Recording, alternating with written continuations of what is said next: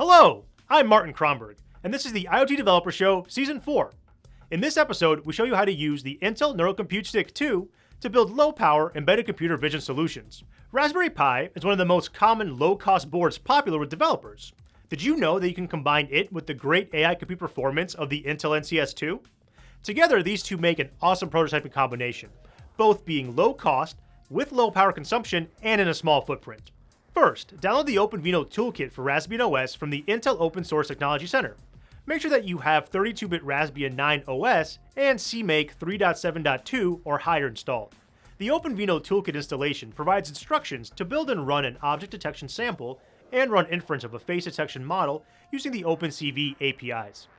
Let's say that you want to prototype a solution around an industrial use case, detecting if factory workers are wearing their personal protection equipment. One way to start is to look for any models or pre-existing reference implementations to base your prototype on. In the model zoo, we have a person detection model that runs on MobileNet v2. Intel also has a reference implementation that detects orange vests and helmets using this model. We can look at the source code and use it as a framework to build our specific solution. After that, we would need to ingest live video. OpenVINO Toolkit uses all the standard OpenCV libraries, so we can utilize cv2.video capture. Finally, we'll deploy the prototype in a factory to test how it works and tweak parameters to get better results. This prototype is quick, inexpensive to build, and can show you how your idea will work in the real world.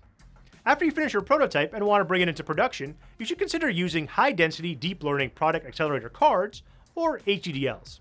They are industrial grade, long life, and provide high compute performance in your solutions. In the next episode, we introduce the HDDL solutions and talk about how they can be used to optimize a real-world computer vision pipeline. Thanks for watching. Make sure you check out the links provided to access the installation instruction guide, download the OpenVINO toolkit for Raspbian OS, and check out the Intel Model Zoo.